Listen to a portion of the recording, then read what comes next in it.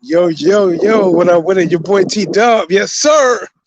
I am back. Not fully over this pneumonia, but you know what, man? I got to get back at it. You know what I'm saying? They can't keep your boy down. Pneumonia can't keep your boy down. But, guys, listen, man, I want to talk about this boxing. Just got a chance to step away from work. It is so beautiful in St. Louis today. Beautiful spring day. I'm out on a little walk in my parking lot. God, listen, man. I got a chance to see the somewhat press conference between Tyson Fury and the no-show Dylan White. Thinking about the Josh Taylor and Catterall and Josh Taylor running the fight Terrence Crawford. So all this is going through my mind, guys. And I love to get this boxing talk with you guys, especially on a beautiful day like this. So, guys, if you get a chance to come in, hit the like button, subscribe to the channel. If you have not, please do so. Definitely helps out, going a long ways. Definitely try to be more back so I can get these fights covered live. Listen, I'm sorry I couldn't do it for the last weekend. Again, I am sick, but you know what? I'll be back. But let's talk about it, man. 1,000 days, Dylan White. When it was coming to fighting Deontay Wilder, it was 300 days, 600 days, 1,000 days, 1 million days. You get the point, right? There's a lot of days that Dylan White was saying that, he was number one. He won his title shot. I mean, a lot of talk, right?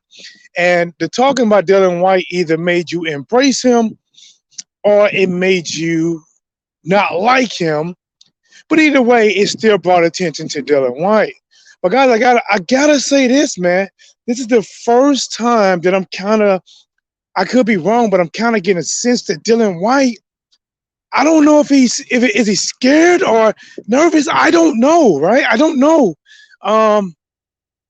He was, last minute before starting the fight, Tyson Fury. Hey D, what's up with you, champ? What's good with you, bro? Talking about your boy Dylan White, man. What are your thoughts on it? Matter of fact, let me go to the car real quick. I might get windy. I'm out here walking. I need to walk, man. Your boy T Dub picked up that winter weight. You know what I'm saying? That winter weight. I ain't trying to go nowhere. But here's my thing, man. So they was supposed to do a press conference today, right? Kick it off. Big UK bout. And then, you know what? It's not the one that people really wanted. People really wanted Anthony Joshua and Tyson Fury for the UK versus UK bout. But Dylan White is the one that got the shot. But since it looked like it was going to be very realistic, the purse bid happened because they couldn't agree up on money. Frank Warren threw a lot of money out there, right? Won the purse bid, paying Dylan White a lot of money, biggest payday that he ever got in his life, going around boxing. And it's really seemed like Dylan White has went mute. And this is one thing that I have not seen from Dylan White, and that is him going mute.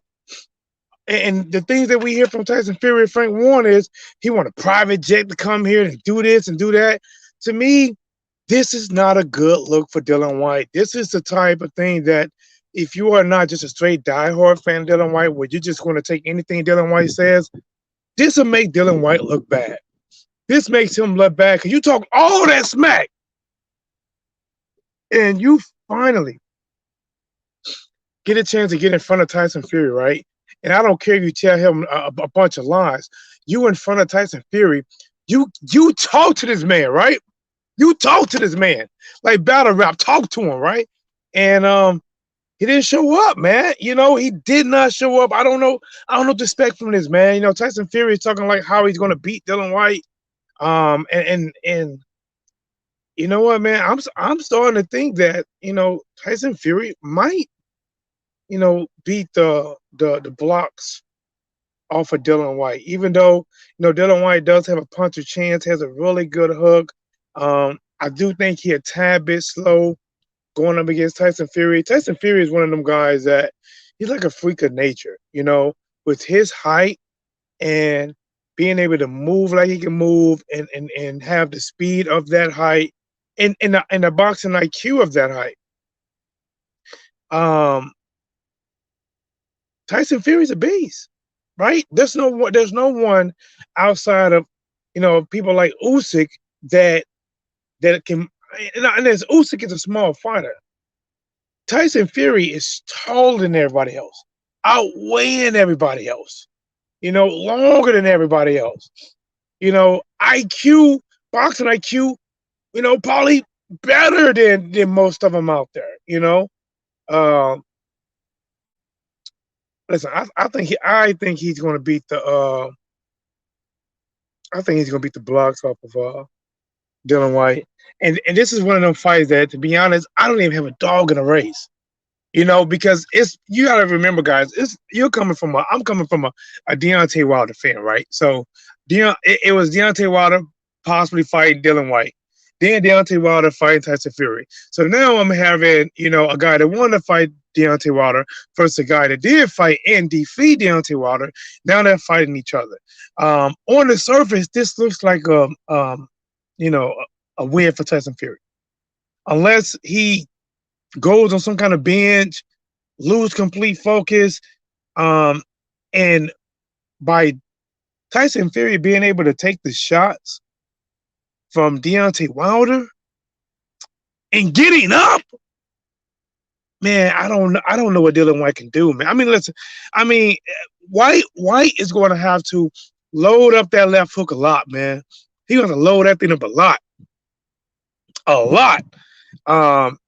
And he probably should exchange with Tyson Fury. Get in close and let your hands go. But yeah, man, I just don't know exactly what's going on with Dillian White. To me, he looks scared, man. Not showing up. I mean, this is your biggest fight, bro. Like to me, I can't think. What do you guys think about it? This is his biggest fight. He's not showing up. He's not promoting. He's acting like a prima donna. This is crazy. This is your opportunity of getting the WBC title, a lineal champion. This is your shot. And now all of a sudden you quiet. Why? The money's already worked out. The fight has a date. You have a venue. You know what I'm saying? Like, man, I'm telling you right now, Tyson Fury is definitely mentally winning right now. Tyson Fury is definitely mentally winning. Dillian White is probably replaying what Fury did to Wilder over and over and over in his head because he probably doubted himself. Because Dillian White has struggled against guys like Povetkin, Parker, Chisora, Oscar Rivas. There are some guys that have given Dillian White some issues that, some are maybe not many of them was at the level of Tyson Fury. This might, I don't know, man. You guys tell me. But let me go on for a minute. Let me talk about Josh Taylor for a second. Guys, and I'm going to skip past the catterall. We already know about that, right? Josh Taylor got a gift decision. I thought catterall won. I hope I'm not butchering his name. I thought he won. I thought he did take the last 2 rounds off, but I thought he won the fight. But guys, when I look at Josh Taylor and how he was struggling against Jack in the southpaw position, and I just rewatched Terrence Crawford, who fights predominantly in the southpaw position. He fights it against southpaws. He fights it against orthodox, and Terrence Crawford is quite goddamn good at it. Guys, I'm going to call this right now. If Josh Taylor, his best off is to go and do this rematch, bro. Go and give Jack this rematch. Because if you talking about moving up right now, you can't make the weight no more, and you want to fight Terrence Crawford, I'm telling you, Terrence Crawford going to sleep there, boy. Terrence Crawford is going to do way more damage to Josh Taylor. He's too crafty, too much power, too much IQ, too many weapons. And Josh Taylor can't fight. I'm not knocking him because Josh Taylor did what he needed to do at 140. He beat the names that was making noise and holding belts at the division, and he became undisputed. The only thing that people are disputing now is his last victory. And that's what's wrong with boxing. See, when I was younger, I used to hear about corruption and all this in boxing. But when I get older and you actually see it and you realize how they really messing with people's real lives, that you can work your way up and you can get the fight. And if some kind of way the champion don't knock you out and it goes to decision and most people think you won, is that, do you think the WBC Bridgerweight division is going anywhere in boxing? Yes or no? I don't. Listen, man. I'm not completely on board with that yet. Um, I mean, I think right now WBC is pushing it right. I haven't heard much about other sanctioning bodies doing things with it, but I mean, am I wrong? I think right now the only one that's trying to create a belt and create that division is WBC, which means that could you ever be a undisputed champion at Bridgerweight if all the other sanctioning body have not acknowledged that division and created a belt for it? So you know what? Maybe right now this is not something that I'm feeling, but you never know what time can do or what time will do for other people jumping on board. But man, I mean, I don't know, man.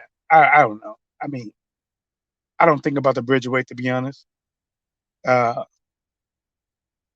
but man, when I was watching my brother yesterday, Terrence Crawford versus Sean Porter, because we was talking about, you know, I gave Terrence Crawford credit for the knockout. My brother, like, well, you know, I don't really give him full credit for it. And I said, bro, I said, listen, man, I don't care what they say about, you know, this is his last fight and that wasn't the same Sean Porter. I said, Sean Porter came out that fight to win. When you look at that Terrence Crawford fight in the beginning, Sean Porter came out to win. And some people thought he was winning. Some people thought he was winning. But the moment that Terrence Crawford was told that he was down on the scorecards and he was in all shock, Terrence Crawford stopped playing with his food, man. At that moment, Terrence Crawford, see, at first I think Terrence Crawford was just trying to beat his boy Sean Porter, just trying to get the win. But then once he realized that they had him down, he stopped playing with his food, man. The cat stopped playing with his food. He went out there, hit that boy, wow. Then, and we saw Sean Porter get all right. And if I can remember, when most times Sean Porter got knocked down, I mean, he'd jump up, he'd be looking at the guy that did it, like when Broner did it, he'd like, oh, not bad. And he was still good, right? Like a flash knockdown. When Errol Spence caught him with that left hook, he got knocked down, got up, went to the corner, started jumping and saying, let's go, right? When Terrence Crawford knocked that boy down, he looked over at his dad for a while. Like, Dad, I felt that shit, you know. And he looked for a while and he started shaking his head like, okay. And he made deep eye contact with his dad. Which is why I feel Kenny Porter went on ahead and, you know, stopped the fight. I think Kenny Porter stopped the fight more so as a father than as a coach. Because once Porter got knocked down again and he started beating his hand on the canvas, and basically the beating your hand on the canvas is to try to act like you're just frustrated about being knocked down, but in reality, you are hurt. That's why your legs are looking like you're about to crawl forward, right? Like Sean Porter was down on both knees, looking like he was about to perform the Temptations. If I have to beg and plead for your sympathy, I don't mind, because you mean that much to me. I ain't too proud to beg, sweet darling. Please don't hit me no more. Please don't. You know what I'm saying? But my boys, what they say? The Bridger division is pure garbage, waste of time. You know, man. It could be a money thing again, bro. You know, yeah. See, here's the thing, man, is that the sanctioning bodies is to me that they're trying to be like, you know, what you consider a normal company, right? A normal company try to grow, you know, their net income every year, right? They set goals and try to grow. Well, in boxing, this is not like when you build up you put out a McDonald's trying to increase your sales, and you open up another store, you know what I'm saying, and you have this plan of growth and growth and growth and growth. Well, these sanctioning bodies in boxing, it's a little bit different. So a lot of times they may be, limited on how much they can grow. Now they might be able to add more fees to the already existing titles to increase those fees, but they are limited on how they can grow unless they start creating more divisions. I mean, think about it. That's why we got so many divisions today, right? Look at it: 126, 130, 135, 140, 147, 154, 160, 168. A lot of these way back in the day, 175.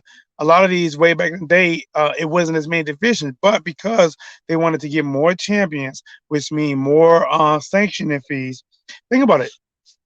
That's how, and for how I view it, when the sanctioning body grows, it actually weakens the power of that sanctioning body, because if they're growing by just creating belts, see, creating belts is like creating money. If you're not creating that much money, the current money has more value. But if you just start printing money like crazy, it don't seem to have the same value anymore.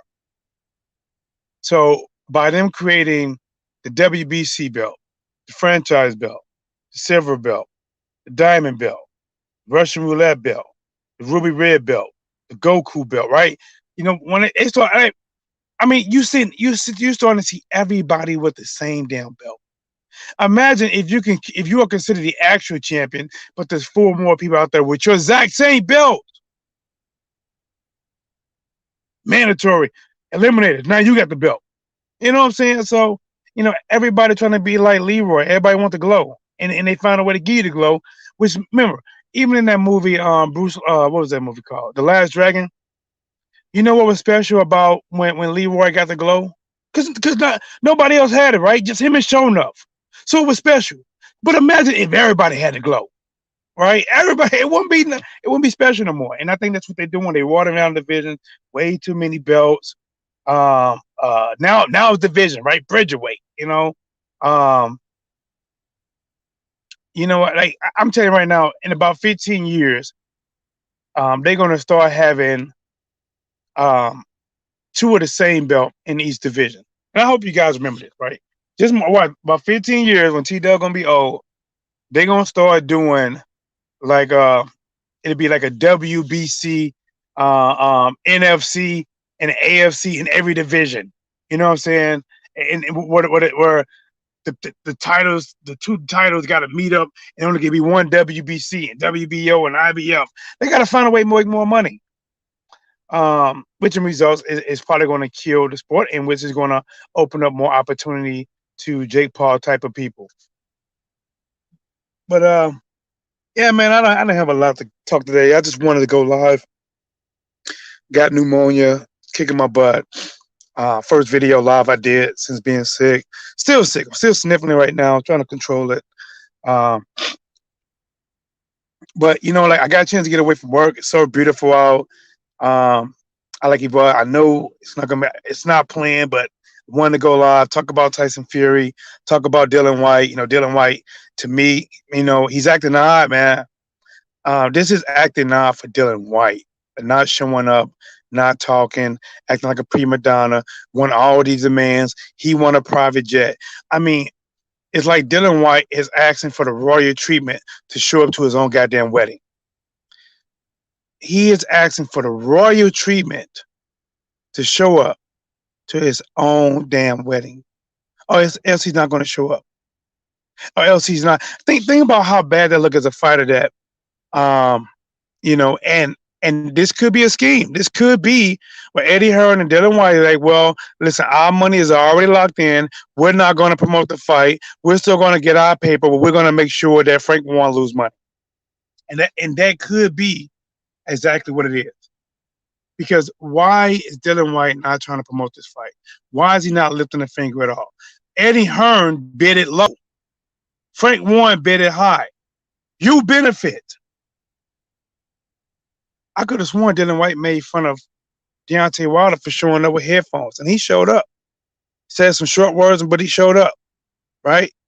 to fulfill his obligations. Dillian White didn't even show up. Now we don't know if Dillian White going to make this just a whole thing that never show up and make Tyson Fury do it alone and try to kill the sales. You know what? Listen, this how it can really kill Dillian White, and it would make Dillian White look like a straight up, uh, you know, cat. That's it. Make him like a straight up cat. If he does not talk at all, does not promote the fight at all, don't come face to face, only show up doing weigh in and then leave, and he goes out there and get beat, his image, all that 1,000 days is just going to be shattered. But if Dillian White act like Derek Chisora, if he showed up like Derek Chisora, talk his smack, win, lose, or draw, people still support him. My boy in the building, what's going on with it, champ? American Panther Travel to that, what it do? Yes, sir. With a Magic Man, Dylan, wanted a private jet to fly to the press conference. I know, bro. I appreciate you guys coming, man.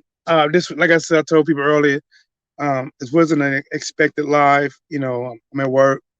Still sick, man. Like this pneumonia really was kicking my butt. I really wanted to go live. I watched the fights though, man. I watched the fights. I watched Gary Antoine Russell beat Victor Postal. I honestly I thought he did a good job offense, but I did see a lot of errors on his defense. I mean, I seen a lot of a lot of things to where when he started facing bigger punchers, Antoine can get himself in some trouble. He needs to tighten up that defense.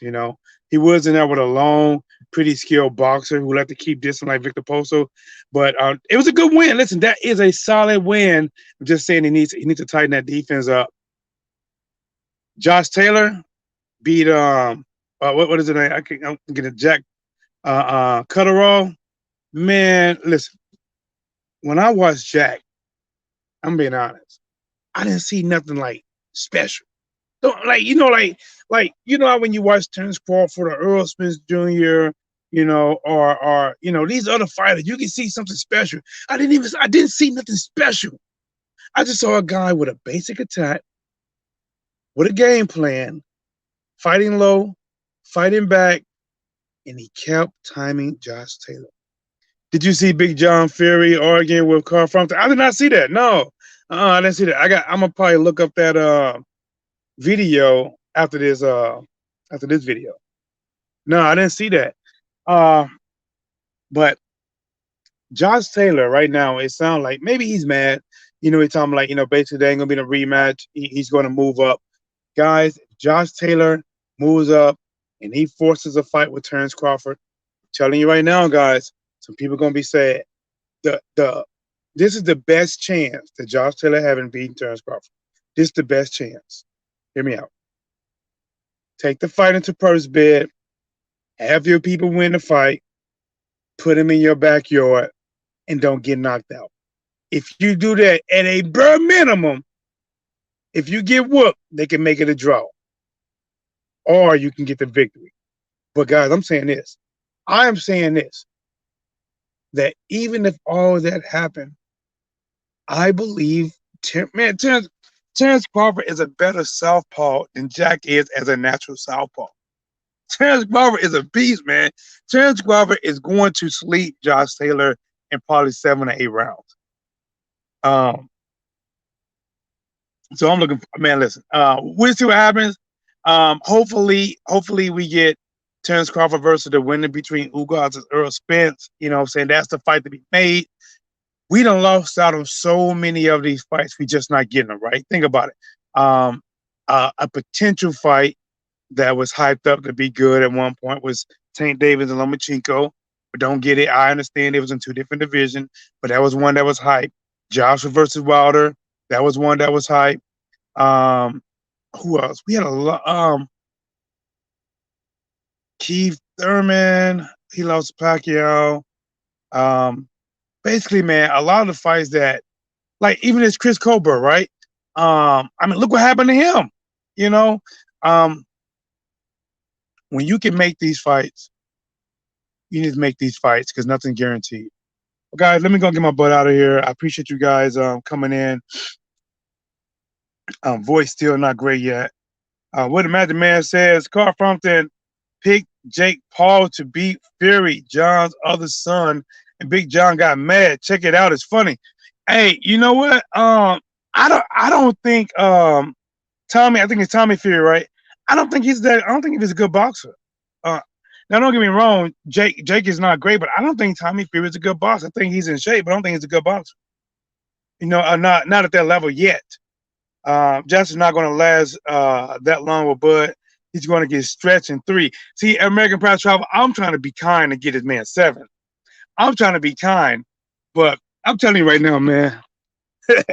Listen, the best chance he got is forcing a fight with Bud by moving up, becoming his mandatory, taking it to purse bid, because right now Bud don't really have nobody backing him, which is most likely we'll go to purse bid, and at that point, whoever wants to fight can bid on it. But Josh Taylor people, I don't know if is he with MTK Global? They definitely, I heard, got some money over there. If they win that fight, they gonna get them same judges that were judging Jack. And listen, man, that's the thing about robberies, right?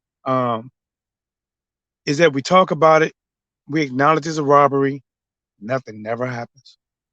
Nothing never happens. Every now and then, one judge might, that's really getting called out for something that's crazy, but nothing ever happens. And that's what's bad about boxing, is that 90% of people can see somebody won, but the 10%, including judges, will get it wrong. But all right, let me get my butt out of here. This pneumonia is not gone yet. Definitely having some trouble breathing, but I hope you guys appreciate it. I'm trying to give you guys some short videos until I can fully be back. I'm taking my medicine. Thank you guys. I appreciate it. Please smash the like button. Subscribe to the channel. We work.